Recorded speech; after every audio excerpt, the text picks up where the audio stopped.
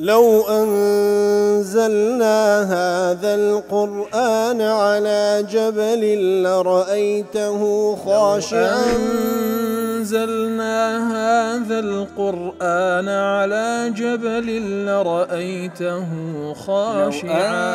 أنزلنا هذا القرآن على جبل لرأيته خاشعا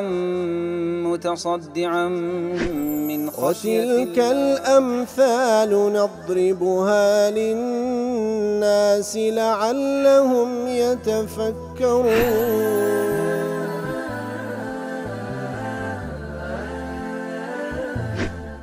الحمد لله والصلاة والسلام على رسول الله وعلى آله وصحبه ومن والاه.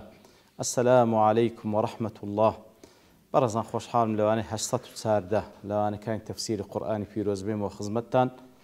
بمن بست رزامن دي رب العالمين وهي وادار مئوي آزي السودي لور بقرن. أعوذ بالله من الشيطان الرجيم. بسم الله الرحمن الرحيم. قال أغير الله أبغيكم إلها وهو فضلكم على العالمين. برخوا شوسان لدرجة وآتاني كوا رب العالمين لما باز ذكاء لو قنا غنوي بني إسرائيل كوا نزاتيان بلدس فرعون كاتك كوا بقيادي موسى عليه الصلاة والسلام برو سينا درون يتل الرقاي خويان دا بلا قومك داروشتن كوا اعتكافيان كذبوا لسر سنبتوا صنمك كديان برستن قلتيان اجعل لنا إلها كما لهم آلهة يا موسى عليه الصلاة والسلام أمش برسترايك من ديو بتو صنمك من ديو بي برستن وكو أوانيش أو بتو صنمانيان هي قال إنكم قوم تجهلون يتر فرموي أنقول كسانك ظاهرا برامبر با ألوهيتي خواي جور سبحانه وتعالى برامبر بالتعظيم وبجور زانين ذاتي الله سبحانه وتعالى وأوي أوان للسريدان متبر ما هم في وباطل ما كانوا يعملون أوي أوان للسريدان كارو كردوش باطل أو بتصنمان الشاني شاني شكان دنيان هنا وشاني برستنيان هبي. قال غير الله أبغيكم إلها وهو فضلكم على العالمين. أنت هل درجة سكاري موسى عليه الصلاة والسلام بيان دفرمي آية غير الله سبحانه وتعالى دتانوي برستراوش كتان لو دابنيم لكاتك دا أو الله سبحانه وتعالى فضلكم على العالمين. هل أو ذات شان برستني كأنقوي تفضيل كردية أنقوي بسر همو عالمين زمان خوتان تفضيل كردية. قال غير الله أبغيكم أي أطلب واتآ دوابكم وكونغو برستراويك تان هبي غير الله سبحانه وتعالى بي برستن اشتواء منطقينية. قال أي موسى مذكرا أو طبعا لقسي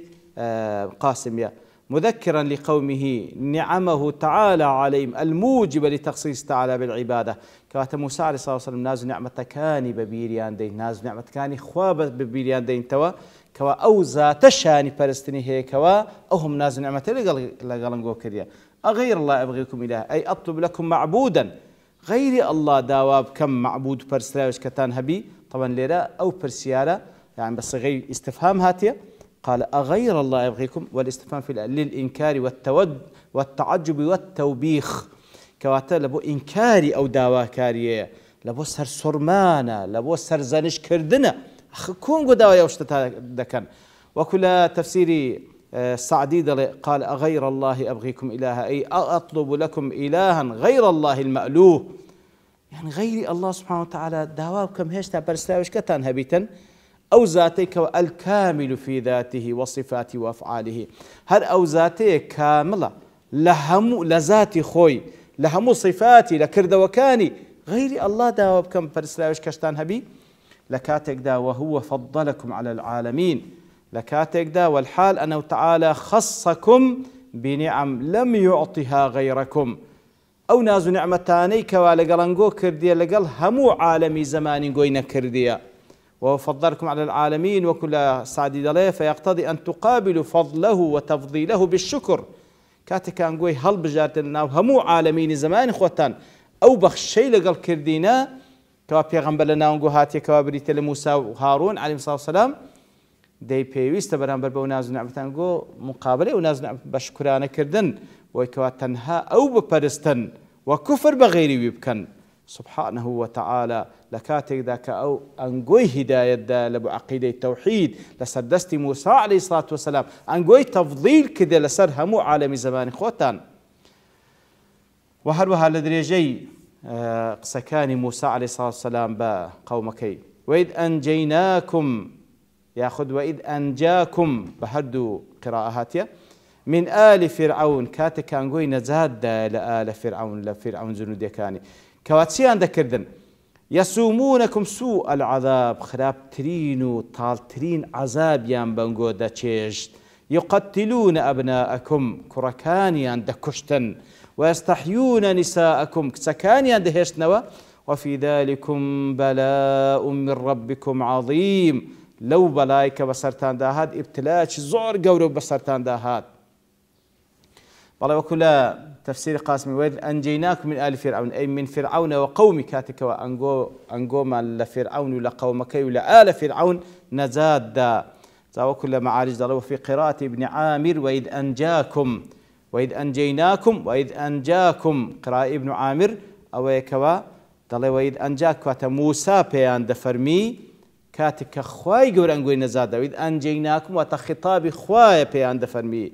وإذ أنجاكم ويمكن أن تكون هذه القراءة دالة على أن موسى قال لبني إسرائيل مضمون ما جاء في هذه الآية كواتا وإذ أنجاكم واتا موسى بواني دفرمي عليه الصلاة والسلام وإذ أنجاكم أخواي قول أنقول لو عذابنا زاد دا بلام قراءة جمهور أويك وإذ أنجيناكم خواي قول بيان دفرمي كاتك وبقراءة جمهور وإذ أنجيناكم دو دلالة لورد دلالة كم أن الله عز وجل أنزل على موسى عليه السلام بيانا خاطب به بني إسرائيل بمعاني ما جاء في هذه الآية كواتا كاتك وقراءي جمهور بخينين وإذ أنجيناكم وتخواي قرواي دابزان لبو موسى عليه الصلاة والسلام موساش أو هاي لبو أنخين دوا والدلالة دوم أن الله عز وجل يخاطب بني إسرائيل بعد نزول القرآن كواتا دلالة ومش كاتك ودفن وإذ أنجيناكم كواتيان وتخواي قر أو هاي لبو موسى دابزان موساش أو هاي لبو أندخينتو عليه الصلاة والسلام يان أوتا خواي قول بو آتا مخاطبي بني إسرائيل ذكا لدواي هات نخواري القرآن وعنك معاصري بيغمبر بون صلى الله عليه وسلم وكل سندين زي قاعد كش خواي قول عين خطاب لك بني إسرائيل دفرمي خطابا يذكرهم فيه بواجبهم تجاه ربهم خطابك لبو بني إسرائيل لدواي هاتني قرآن محمد المصطفى صلى الله عليه وسلم مخاطبيان ذكا كواجبيان سبي برامبر بفروردگاريان الذي سبق أن فضلهم على العالمين كبيشتري خواي قور أواني تفضيل كرب لسر عالم زمان خويان أيام محافظتهم على الإيمان الصحيح بالرب الخالق عز وجل أو روجقاري كواوان إيمانك الراس تدروستيان بفروردگاريان هبو أو فروردگاري كخالقة وعدم الإشراك به كواشريشان أبو بيدان ذكر واتباعهم ما أنزل من رب من شرع وأحكام لو كاتك اتباع أو الشريعتين ذكرك وأخوي قالوا أن دابزان دستي موسى عليه الصلاة والسلام ويذكرهم فيه بنعمه عليهم كواتا مخاطبة أو بني إسرائيل ذكاك ومعاصري بيان صلى الله عليه وسلم بو نازل نعمتان كبيشو تلقى الباب بابيران يعني كردبو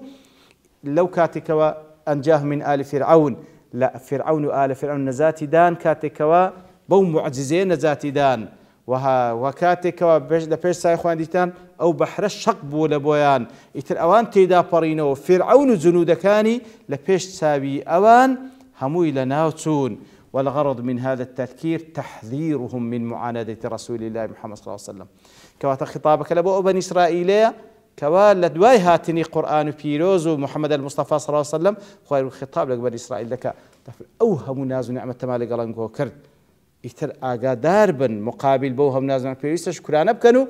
إيمان بمحمد المصطفى بين صلى الله عليه وسلم آقا داربن عنادي لقال أو بيغمبري إيما مكان آقا داربن كفر بي مكانو رفض مكانو اتباعي أو بيغمبر بكان كوا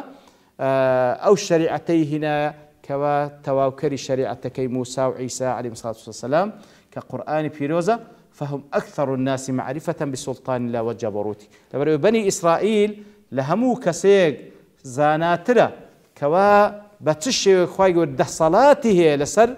همو خلشي خواي قول سبحانه وتعالى كبير قوم يقلنا وباكول ناويان دبا وان بساي خوان ديتيتيان ياخد بابو بابيرانيان بساي خوان ديتيتيان ده صلاة رب العالمين يان ديتيو كواتا أواني دواي أوانيش حتما دزانن كخواي جورا بتشيوك فرعون لنا بردو وهروها بتشيوك خواي جورا سبحانه وتعالى أواني نجات دا لدس فرعون بلى. ومن أسلوب الله جلت حكمة في البان أن يخاطب الأجيال اللاحقة من الأمة بالتعبير الذي تخاطب به الأجيال السابقة. كواتا يقل أسلوب كان خواي جورا سبحانه وتعالى كوا أوبر حكمة دا كوا خواي جورا خطاب لقل أو جيلان دكا كوا دواتري هاتين وكو أو خطابك بيشو تلقى باب بيران يعني كرديا وكو كأنهم هم أنفسهم وكو كوان بخوانا إذ كانت الأجيال اللاحقة ترى أنها امتداد للأجيال السابقة أواني باشوتر دانقو إما امتداد ودريش كروي جيلا كان بيشوترين فخر شانازيشيان بوان ذكر بلى. والسبب في هذا أن بني إسرائيل اللاحقين الذين لم يسلموا ولم يتبعوا رسول الله صلى الله عليه وسلم أو بسببش كواخواي الخطاب لقال أوان ذكر وكو خطاب لقال بيشوي أوانش ذكر تفرمي سببك أويا أواني كوا إيمان بيغبرنا صلى الله عليه وسلم فقد صار ولاهم للقومية الإسرائيلية وللحزب الإسرائيلي لا لله ولرسول وآت المنزلات كوا تمشارك أو بني إسرائيل وإلى التعصبي لبو بني إسرائيل حزب إسرائيل هبو نقولان لبو خوا سبحانه وتعالى لبو بيغمبري خوا لبو ديني خوا سكوا قولان لبو خوا ولبو بيغمبري خوا هبو صلى الله عليه وسلم دبا إيمان بهم بيغمبري كان خوا بينن وكو إيمي مسلمان كوا إيمان من بخوا سبحانه وتعالى وإيمان بهم بيغمبران خوا والعياذ بالله أجر بيغمبري تشيدي كبهات بالدوا خاتم فرمان من بيذكر إيمان في بلام خواي جورا لقرآن بيروز وهروها لسندين حديث صح بيغمبر صلى الله عليه وسلم يقين من وكوا أو بيغمبري خاتمه وهيز بيغمبرش كل الواوينا إتر بلام أوان لسر زماني بيغمبر كانيان فرمانيان بيكرابو كذبي ولاءة لبو خوابي لبو منهج خوابي لبو أو بيغمبري بكردواي ويجدي امتدادي بيغمبر كاني ترى بلام أوان ولاء يعني لبو خوانيا سبحانه وتعالى لبو بيغمبراني خوانيا لبو منهج خوانيا بلكو ولاء لبو بني إسرائيل لو ما دام لبني إسرائيل إيمانيا بينا هنا أجا خواي سبحانه وتعالى دفرمي كاتك وخطاب يعني لويد أنجيناكم من آل فرعون يسومونكم سوء العذاب أي يوجهون إليكم من العذاب أسوأه لبير تامبي كاتك وخواي أنقوي نزاد دار فرعون آل فرعون كوان تيان بنقو ذكر يوجهون إليكم من العذاب أسوأ خرابترين عذاب بنقو ذكرت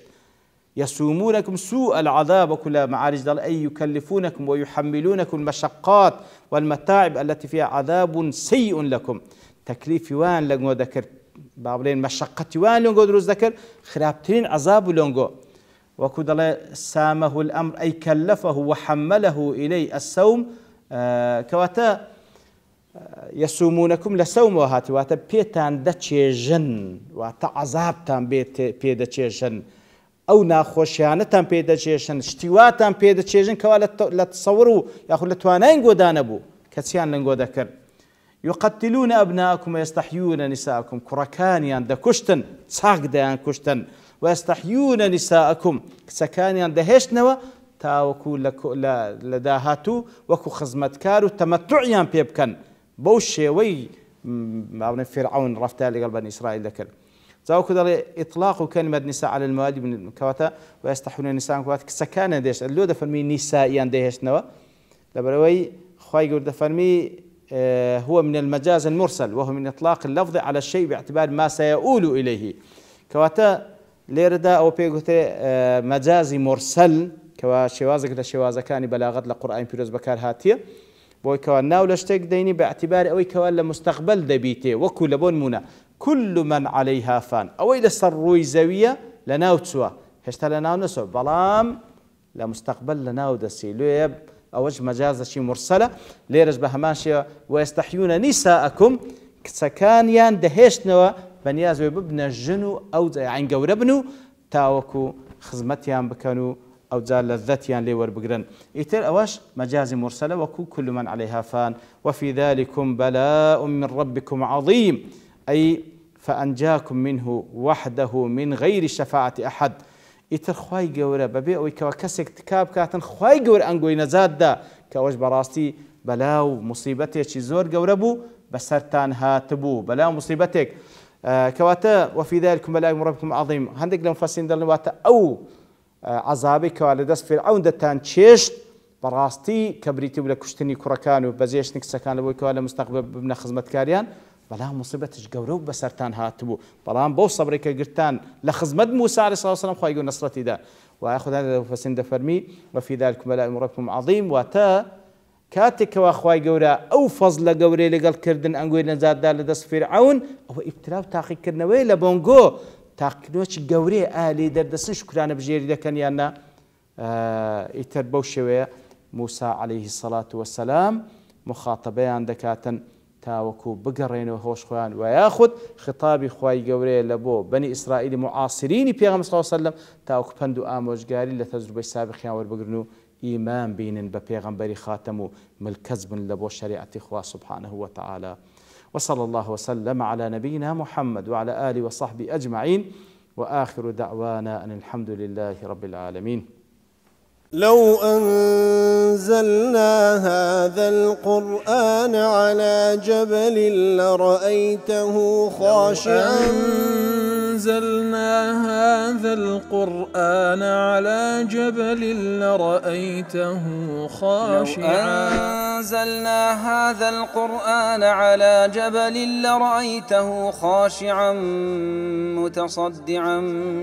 من خشية الله وتلك الأمثال نضربها للناس لعلهم يتفكرون